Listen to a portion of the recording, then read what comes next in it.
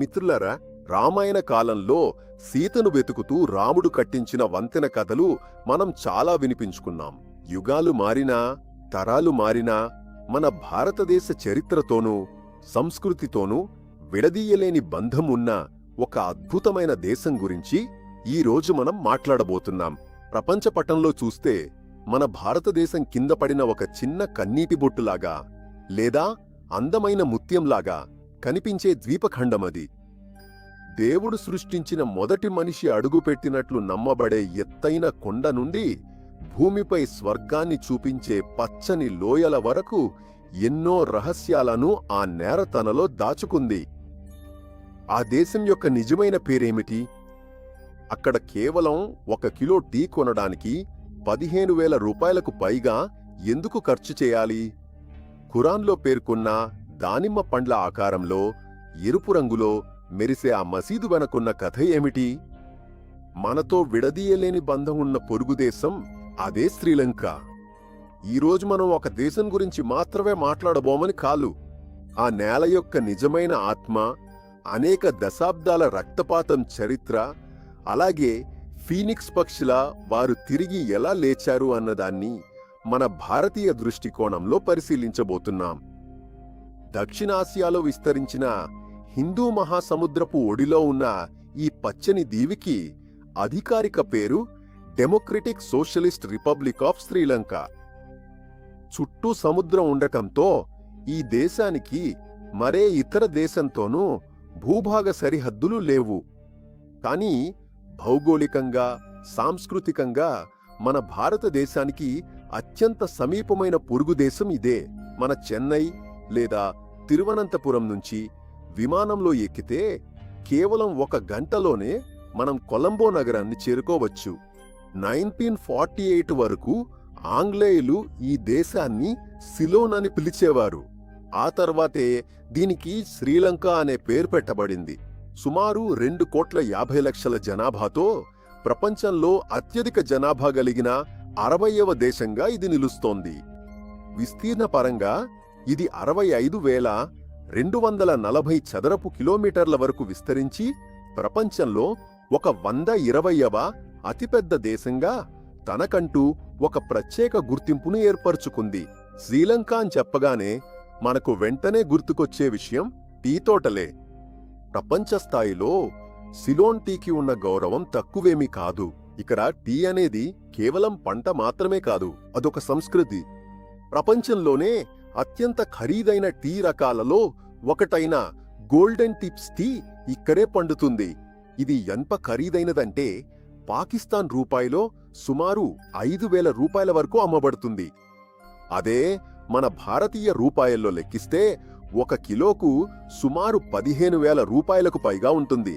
ఎందుకు ఇంత ధర అంటే ఈ ఆకులను సాధారణంగా కాకుండా చాలా జాగ్రత్తగా చేతులతో మాత్రమే పుట్టుకుంటారు. సూర్యోదయానికి ముందే మంచు తనికలు ఆకుల మీద ఉన్నప్పుడు వాటిని సేకరించి చాలా సహజమైన విధంగా ఎండబెట్టి తయారు చేస్తారు. ఇలా ఎంతో కష్టపడి ఉత్పత్తి చేసే నాణ్యమైన టీని యూరప్ మరియు ఇతర పాశ్చాత్య దేశాలకు ఎగుమతి చేసి శ్రీలంక భారీగా ఆదాయం సంపాదిస్తోంది. ఈ దీవిలో ఉన్న అత్యంత విచిత్రమైన ఆధ్యాత్మిక రహస్యాల గురించి మాట్లాడాలంటే ముందుగా అడమ్స్ పీక్ గురించి చెప్పాలి. శ్రీలంక మధ్యభాగంలో ఆకాశాన్ని ముద్దాడుతున్నట్టు కనిపించే ఈ కొండ ప్రపంచంలోని 3 ప్రధాన మతాలకు అత్యంత పవిత్రమైన స్థలంగా భావించబడుతుంది. 7,000 అడుగుల కంటే ఎక్కువ ఎత్తున్న ఈ కొండపైకి ఎక్కాలంటే నిటారుగా ఉన్న 5,000 కంటే ఎక్కువ మెట్లు దాటి వెళ్లాలి. మంచు తెరలను చీల్చుకుంటూ ప్రాణాన్ని చేతిలో పెట్టుకుని పైకి ఎక్కితే కొండ శిఖరంపై ఒక పెద్ద పాదముద్ర కనిపిస్తుంది. ఆశ్చర్యమేమిటంటే ఈ ఒక్క పాదముద్రను 3 మతాల వారు తమ దేవునిదే అని గాఢంగా నమ్ముతారు. దేవుడు మొదటి మనిషి అయిన ఆదాన్ని స్వర్గం నుండి భూమికి పంపినప్పుడు ఆయన ఇక్కడే మొదటి అడుగు వేశాడని ఇస్లామీయులు నమ్ముతారు. బౌద్ధులు ఆ పాదముద్ర గౌతమ బుద్ధునిదే అని నమ్ముతారు.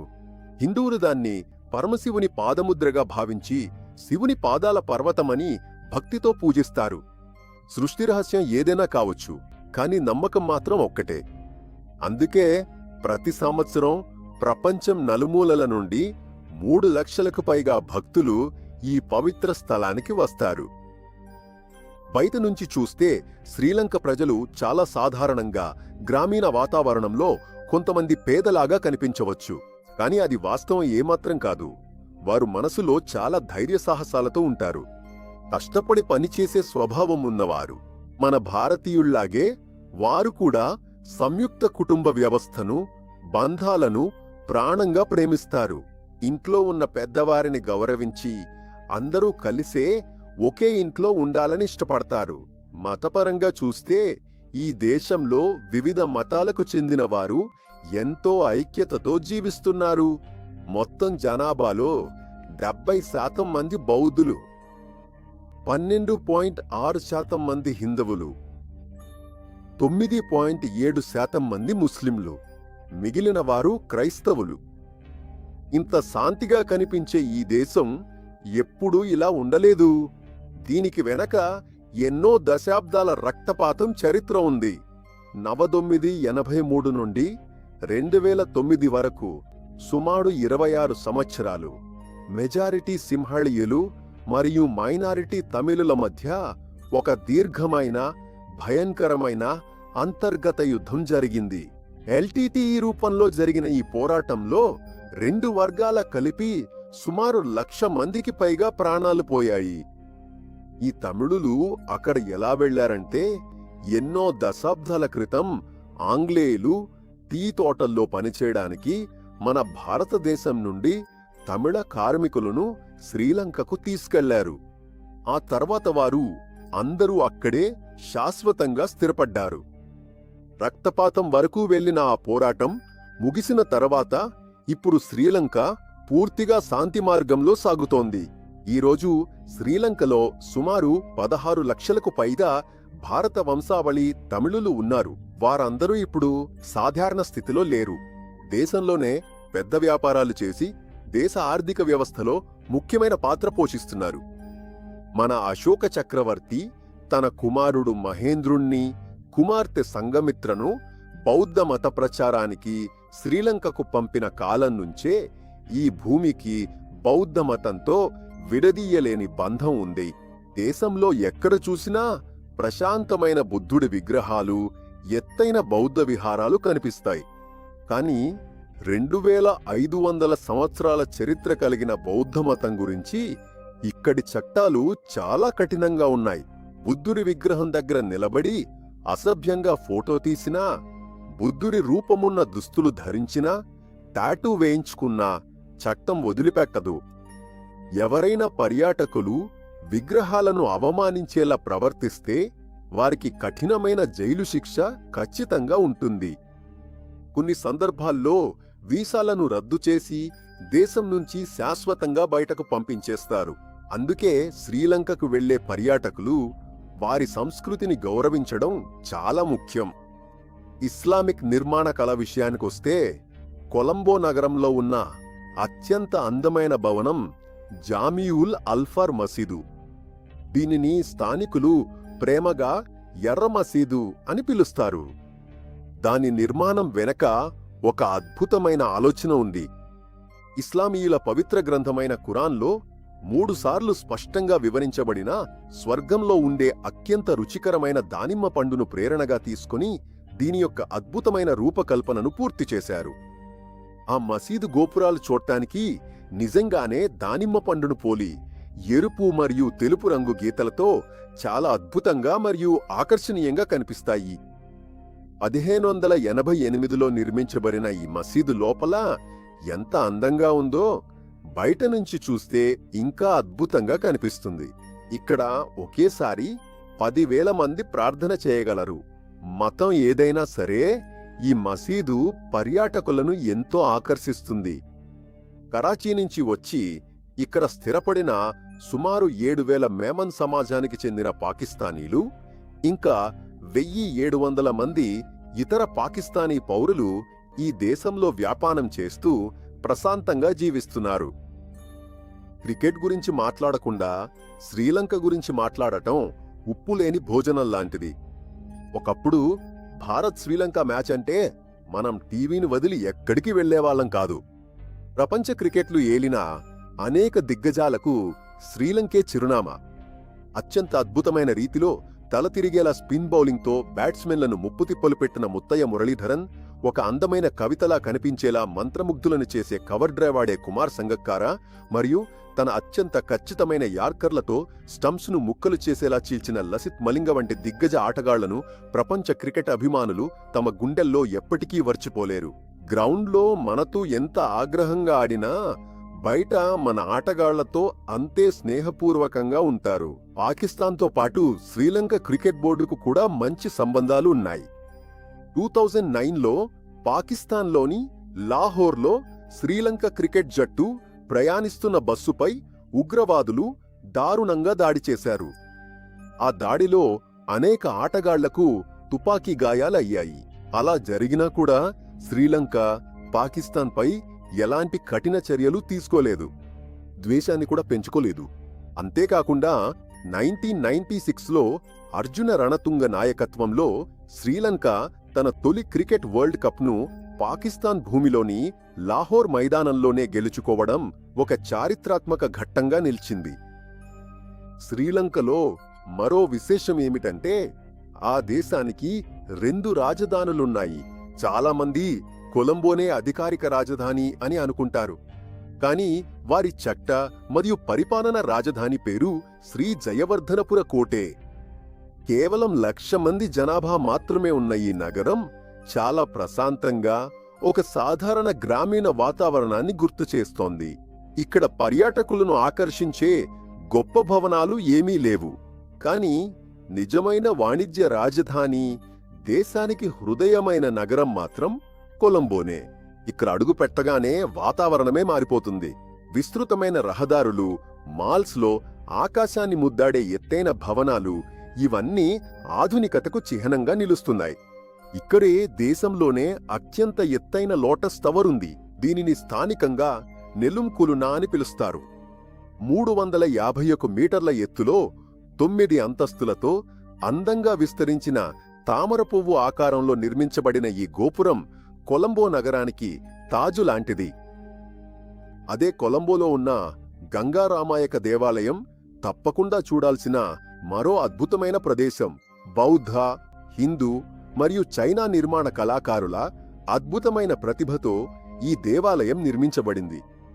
లోపలికి ప్రవేశించిన వెంటనే రంగురంగుల గొప్ప విగ్రహాలు మనల్ని మరో లోకానికి తీసుకెళ్తాయి. ప్రతి సంవత్సరం సుమారు 20 లక్షల మంది పర్యాటకులు ఇక్కడికి వస్తారు. కొలంబో మరియు దాని చుట్టుపక్కల ప్రాంతాలను కలిపితే మొత్తం 1000 చదరపు కిలోమీటర్ల విస్తీర్ణం ఉంటుంది.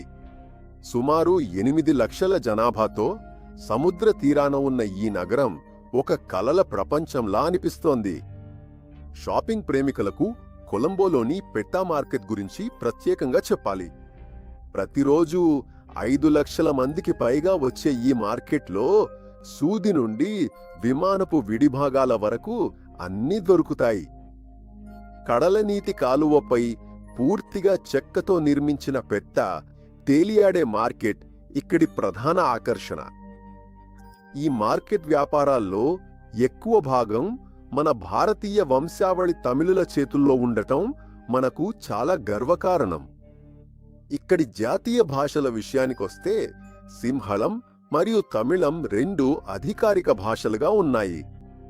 అయితే ఇక్కడికొచ్చే పర్యాటకులకు ఎలాంటి ఇబ్బంది కలగకుండా ఇక్కడ ఎక్కువగా అందరికీ ఆంగ్ల భాష చాలా సులభంగా అవగాహన ఉంటుంది.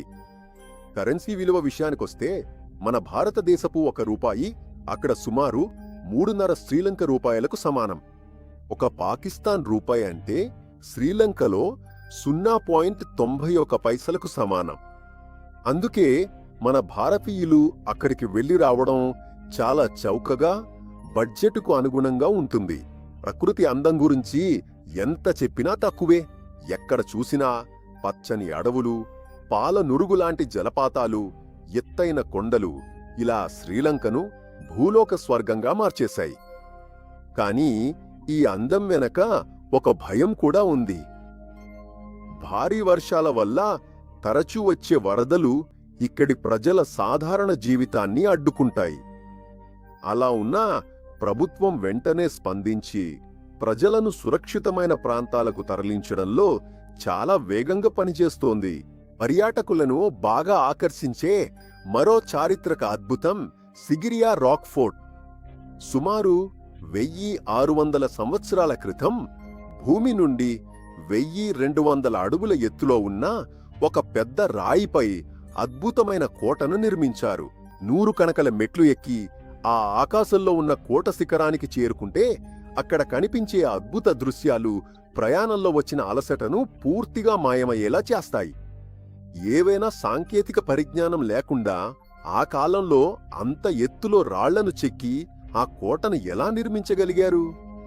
నీటి సౌకర్యాన్ని ఎలా ఏర్పాటు చేశారు అన్నది ఈరోజు కూడా ఆధునిక ఇంజనీర్లకైనా చరిత్ర పరిశోధకులకైనా సమాధానం తెలియని ఒక రహస్యంగానే మిగిలిపోయింది.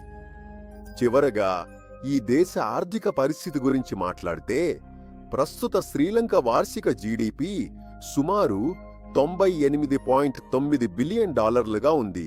2 సంవత్సరాల క్రితం శ్రీలంక ఎంత భయంకరమైన ఆర్థిక సంక్షోభాన్ని ఎదుర్కొంది అన్నది మనందరికీ తెలుసు. పెట్రోల్ బంక్ ముందు కిలోమీటర్ల వరుసలు, విద్యుత్తు లేక చీకటిలో మునిగిపోయిన నగరాలు, ప్రాణాలను కాపాడే మందులు కూడా కొనలేని దయనీయ పరిస్థితి. ఒక సగటు మనిషి ఆదాయం సంవత్సరానికి కేవలం $2,000 తగ్గిపోయింది. ఆ కఠినమైన సమయంలో ఒక పెద్ద అన్నయ్యలా మన భారతదేశం శ్రీలంకకు వేల కోట్ల రూపాయల ఆర్థిక సహాయం మరియు ఆహార సహాయం అందించి తోడుగా నిలిచింది. ఆ సహాయంతో ఇప్పుడు శ్రీలంక ఆ చెడు కల నుండి బయటపడిపోయి మళ్లీ బలంగా తిరిగి వచ్చింది. వ్యాపారాల అభివృద్ధి చెంది సగటు మనిషి ఆదాయం ఇప్పుడు $4,000 చేరుకుంది. అనేక ఎత్తుపడులను తట్టుకుని అంతర్గత యుద్ధాలను జయించి ఆర్థిక సంక్షోభం నుంచి ఫీనిక్స్ పక్షిలా మళ్లీ లేచి వచ్చిన దేశం శ్రీలంక. ఇక్కడి ప్రకృతి సౌందర్యం మాత్రమే కాదు, ఇక్కడి ప్రజల అచంచల ధైర్యం కూడా ప్రపంచానికి గొప్ప ఉదాహరణ. ఈ అందమైన పొరుగు దేశం ప్రత్యేకతలు మీకు కొత్త అనుభూతిని ఇచ్చాయని మేము నమ్ముతున్నాము. మళ్ళీ ఇంకొక ఆసక్తికరమైన వీడియోతో కలుద్దాం.